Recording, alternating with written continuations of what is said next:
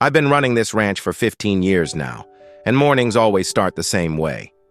Coffee first, then a walk around the property to check the water levels in our main reservoir. It's a massive concrete basin that collects rainwater and feeds our irrigation system, the lifeline of our operation here in the high desert of Colorado. That Tuesday morning felt different somehow. The air was crisp, carrying the scent of sage and distant snow from the mountains. As I approached the reservoir, I noticed something was wrong. The water was disturbed, creating ripples that shouldn't have been there in the still morning air. I quickened my pace, my boots crunching on the gravel path. The reservoir is about 12 feet deep and 30 feet across, with steep concrete walls that make it nearly impossible for anything to climb out once it falls in. We'd lost a few cattle over the years to those unforgiving walls. But as I reached the edge and peered down, what I saw made my heart skip a beat. A large puma was thrashing in the water, her golden coat darkened and matted. She must have come down from the mountains during the night, probably following the scent of water during this particularly dry season. The big cat was exhausted, her powerful limbs barely keeping her afloat. Her yellow eyes met mine, and I saw something I'd never expected to see in a wild predator: desperation, and perhaps even a plea for help. She'd been fighting for her life for who knows how long. I stood there for a moment, frozen by the magnitude of what I was witnessing. Every instinct screamed at me to back away. This was a mountain lion, an apex predator capable of taking down a full-grown elk. But looking at her struggling in the water, all I could see was a desperate animal facing death. I ran back to the barn and grabbed the longest rope I could find, my mind racing through possibilities. The puma was weakening with each passing minute. Her movements were becoming more labored, her head barely staying above the surface. The smart thing would have been to call wildlife services, but they were 2 hours away at minimum. By the time they arrived, she'd be dead. I'd seen enough animals drown in that reservoir to know how this would end. I tied one end of the rope around the metal railing that surrounded the reservoir and tested its strength. The rope was strong enough to hold my weight, but would it hold both of us? More importantly, would she attack me the moment I got close? Standing at the edge again, I watched her struggle. Her breathing was ragged, and foam was forming around her muzzle. She was drowning, and we both knew it. "Easy, girl," I whispered, though I doubted she could hear me over her own splashing. I'd rescued plenty of animals over the years: cattle, horses, even a few deer that had gotten tangled in fencing. But never anything like this. Never something that could kill me with a single swipe of its paw. Yet something in her eyes held me. It wasn't just fear I saw there, but intelligence, understanding. I stripped down to my jeans and t-shirt, knowing that heavy clothes would only drag me down. The water was shockingly cold as I lowered myself in, the rope burning against my palms as I descended. The puma's eyes tracked my movement, but she didn't try to swim away. She was too exhausted, too focused on simply staying alive. As I got closer, I could see the full extent of her predicament. Her claws had scraped long gouges in the concrete walls where she'd tried desperately to climb out. "I'm going to help you," I said softly, though my voice was shaking. "Just don't kill me, okay?" The water was deeper than I'd expected, and I had to tread water while figuring out how to approach her. She was massive, probably close to 140 pounds of pure muscle, even in her weakened state. I moved slowly, telegraphing every motion. When I was about 6 feet away, she stopped struggling and just stared at me. The silence was deafening except for the gentle lapping of water against the concrete walls. This was the moment of truth. Either she would recognize me as help, or her predatory instincts would kick in and we'd both end up dead in this concrete tomb. I extended my hand slowly, palm up, the way I'd approach a spooked horse. Her nostrils flared as she caught my scent, processing this strange situation where a human was voluntarily entering the water with her. For a heartbeat, neither of us moved. She didn't attack. Instead, Something extraordinary happened. She seemed to understand that I was there to help. When I moved closer, she actually swam toward me, her movements weak but deliberate. Getting my arms around a mountain lion in deep water while treading water myself was like trying to wrestle a waterlogged tree trunk. She was dead weight, exhausted beyond measure, but she didn't fight me. If anything, she seemed to be trying to help, positioning herself so I could get a better grip.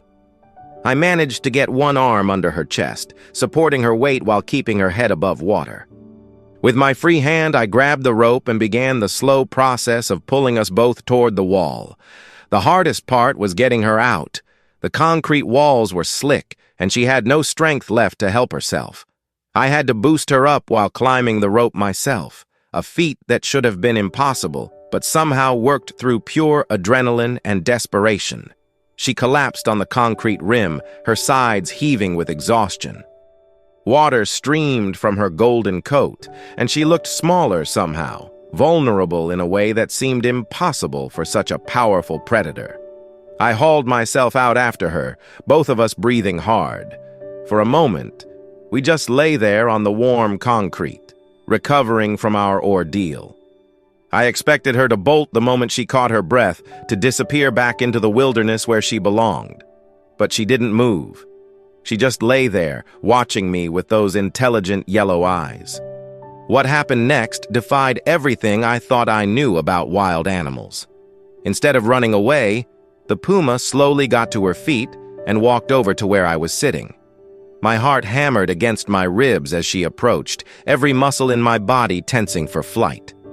But she didn't attack. Instead, she did something that left me completely speechless. She gently pressed her massive head against my shoulder, a gesture so unmistakably grateful that it brought tears to my eyes. The weight of her head was substantial, and I could feel the power in her neck muscles, the warmth of her breath against my skin. She was purring, a deep, rumbling sound that I felt as much as heard. I'd never known that mountain lions could purr like house cats, but here was proof, vibrating through my entire body. I sat perfectly still, afraid that any movement might break this impossible moment. Her wet fur smelled of pine and mountain air, wild and clean.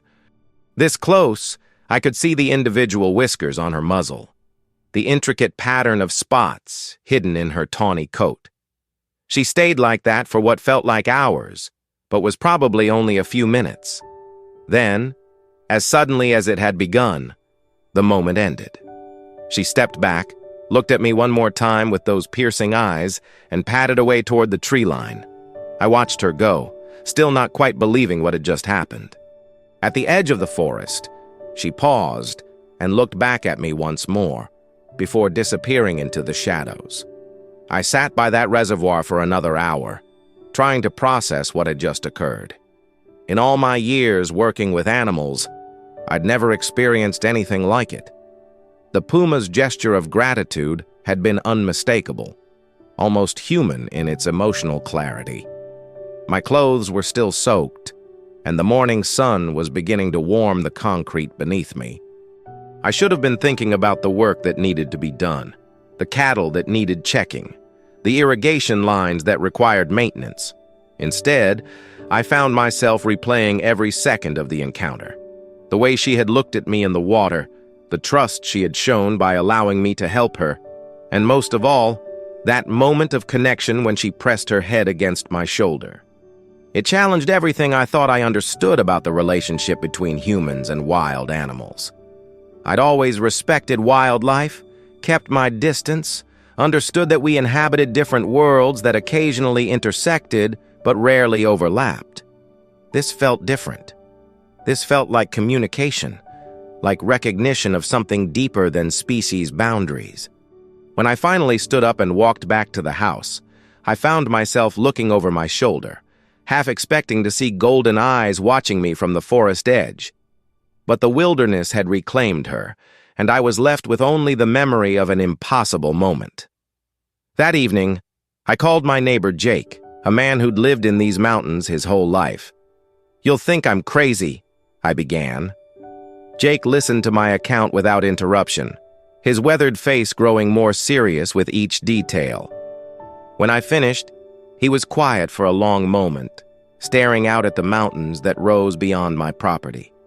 "You know," he said finally, "my grandfather used to tell stories about things like that. Said the old-timers had a different relationship with the wildlife up here. More respect, more understanding." He paused, choosing his words carefully. "Most folks today, they'd say you're making it up. But I've seen enough strange things in these mountains to know that animals are a lot smarter than we give them credit for." Jake had been ranching in this area for 40 years, and his opinion carried weight. If he thought my story was plausible, maybe I wasn't losing my mind after all.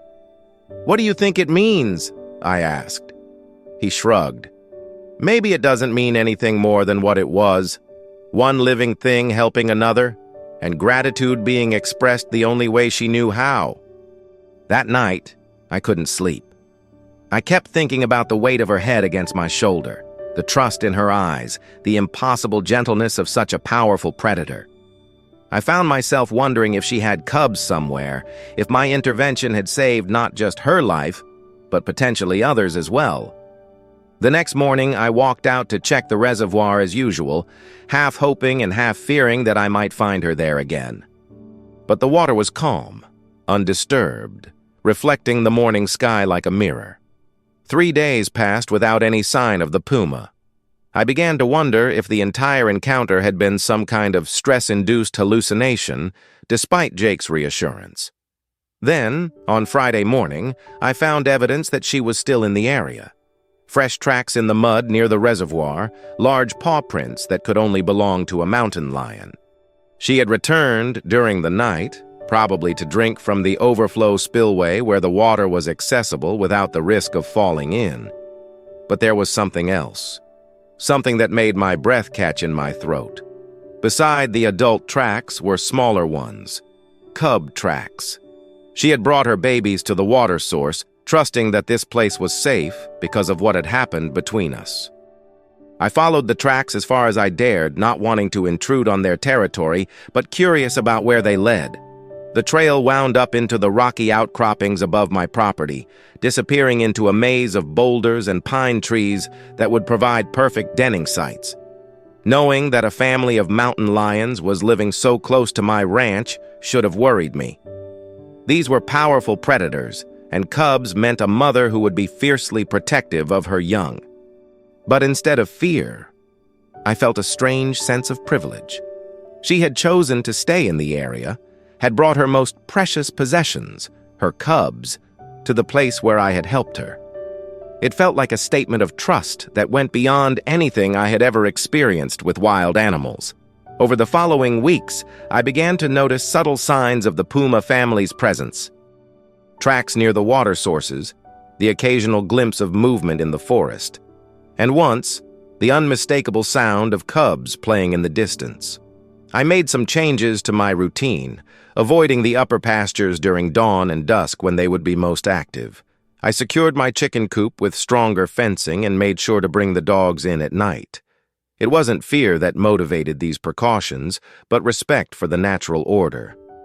One evening, while checking the irrigation lines near the forest edge, I caught sight of her. She was standing on a rocky outcrop about 50 yards away, silhouetted against the sunset. For a moment, our eyes met across the distance, and I felt that same recognition that had passed between us at the reservoir. She didn't run. Instead, she sat down, her tail twitching slightly, and simply watched me work. It was as if she was keeping an eye on things, making sure I was safe in her territory. The irony wasn't lost on me. A mountain lion acting as my protector. When I finished with the irrigation line and headed back to the house, she was gone. But I could feel her presence in the mountains around me, a wild guardian that had somehow become part of my daily life. My neighbors thought I was crazy when I mentioned seeing her regularly. Most would have called wildlife services immediately, demanded that the dangerous predator be relocated or worse. A month after the rescue, I discovered something that left me speechless. While checking fence lines in the upper pasture, I found a freshly killed rabbit placed carefully on a flat rock near the trail I used regularly. The kill was clean, professional, and still warm. There were no signs of feeding, no indication that the predator had been interrupted. It had been left there deliberately, positioned where I couldn't miss it.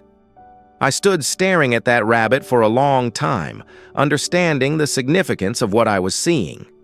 In the animal kingdom, sharing food is one of the most profound gestures of trust and acceptance. She was offering me a gift, treating me like a member of her family. The practical side of my mind tried to rationalize it away. Maybe she had been startled while feeding and abandoned her kill. Maybe it was just coincidence that it ended up on my path. But deep down, I knew better. I left the rabbit where it was, understanding that accepting the gift was as important as the offering itself. When I returned the next day, it was gone, probably reclaimed to feed her growing cubs. This pattern continued sporadically over the following weeks. Always small game, rabbits, squirrels, once a young marmot. Always placed where I would find it during my daily rounds. Never more than I could reasonably use, never wasteful. I began to leave my own offerings in return. Not food, which could create dangerous dependencies, but fresh water in a shallow pan during particularly dry spells, salt blocks positioned where her family could access them safely. As summer progressed, I began to understand that I was witnessing something extraordinary. The Puma had not just accepted my help, she had incorporated me into her understanding of her territory. I wasn't seen as a threat or even as a neutral presence, but as something approaching an ally. Wildlife biologists would probably have a dozen explanations for her behavior, most of them involving conditioning and learned responses. But living it day by day, feeling the weight of her attention and care, I knew it was more than that. She was teaching her cubs about me, too. I occasionally glimpsed them from a distance. Two spotted youngsters who would freeze and watch me with the same intelligent curiosity their mother displayed. They were learning that the human who lived in the valley below was different, safe, perhaps even helpful. One morning, I found tiny paw prints in the mud around my water spigot. The cubs had come down during the night to drink, bold enough to approach my immediate living area because their mother had taught them it was acceptable. The responsibility of this trust weighed heavily on me. These animals were depending on my discretion, my continued respect for the boundaries we had established. One wrong move, one moment of carelessness, and I could destroy something precious and irreplaceable. I stopped mentioning the encounters to my neighbors, understanding that not everyone would appreciate the delicate balance we had achieved. This was something private, sacred even, between me and the wild family that had chosen to share their lives with mine. In late August, that trust was put to the ultimate test. I was working in the barn when I heard a sound that made my blood run cold, the distressed crying of a young animal in pain. Following the sound, I found one of the cubs trapped in an old piece of fencing that had been partially buried by years of erosion. The young puma had somehow gotten its hind leg caught in the wire mesh and was struggling frantically to free itself, only making the situation worse. The mother was nowhere to be seen, but I knew she couldn't be far away. Approaching a trapped and frightened wild animal, especially a mountain lion cub, was incredibly dangerous. Even a young puma could inflict serious damage, and the mother's protective instincts would be in overdrive. But I couldn't leave the cub to suffer. Working slowly and speaking in soft, reassuring tones, I approached the trapped animal. It hissed and spat at me, its fear overriding any learned tolerance its mother might have taught it. I had to cut the wire carefully, supporting the cub's weight to prevent further injury while avoiding its claws and teeth. It was terrifying and heartbreaking at the same time. This beautiful wild creature reduced to panic and pain by human carelessness. Just as I freed the last strand of wire, I heard a low growl behind me. The mother had arrived, and she was not happy to find a human handling her baby. I froze, still holding the cub, which had gone completely silent at the sound of its mother's voice. The adult Puma stood 20 feet away, her muscles coiled for action, her eyes fixed on me and her trapped offspring. This was the moment that would define everything. Would she see me as a threat to be eliminated? Or would she remember the trust we had built? I slowly, carefully, set the freed cub down and backed away, keeping my movements deliberate and non-threatening. The young animal limped toward its mother, favoring the leg that had been caught but otherwise unharmed. For a long moment, the three of us formed a tense triangle in the afternoon sunlight. The mother examined her cub, nuzzling it and checking for injuries while keeping one eye on me. I could see her internal struggle, maternal protectiveness warring with learned trust. Then, in a gesture that will stay with me for the rest of my life, she looked directly at me and gave a soft chuff. A sound I had learned was a friendly greeting between mountain lions. She was thanking me. The cub, emboldened by its mother's acceptance, actually took a few steps toward me before she called it back with a gentle rumble. They disappeared into the forest together, but not before she looked back one more time, her golden eyes holding mine in a moment of perfect understanding. I stood there shaking, overwhelmed by the magnitude of what had just occurred. She had trusted me with her most precious possession, had allowed me to help her offspring, and had expressed gratitude in her own wild language. That evening, I removed every piece of old fencing from my property, determined that no other animal would suffer the same fate. As autumn painted the mountains in shades of gold and crimson, I realized that my relationship with the Puma family had fundamentally changed me. I saw my land differently now, not as property to be controlled, but as habitat to be shared. The cubs were growing rapidly, their spots fading as they developed the solid, tawny coat of adults. They were becoming more independent, ranging farther from their mother, learning the skills they would need to survive on their own. I knew that soon they would disperse, seeking their own territories in the vast wilderness that surrounded us. The mother, too, might eventually move on, following the ancient patterns of her kind.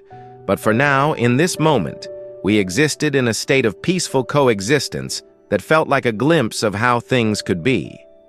On the anniversary of that first encounter at the reservoir, I walked out to the water's edge as the sun was setting.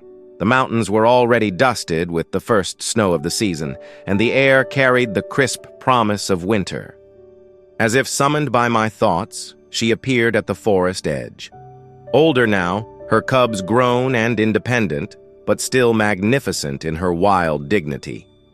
We looked at each other across the distance, two beings who had shared something extraordinary.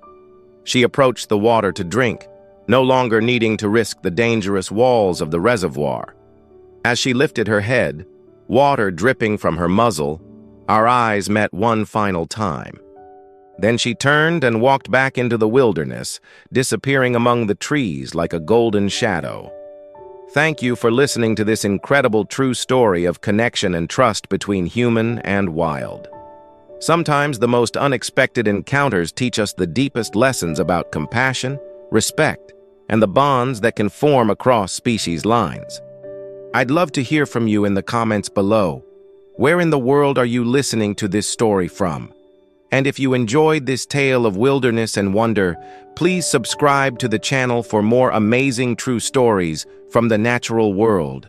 Until next time, remember that sometimes the most profound moments come when we choose compassion over fear, when we extend help to those who need it most, regardless of the species barrier that might seem to divide us.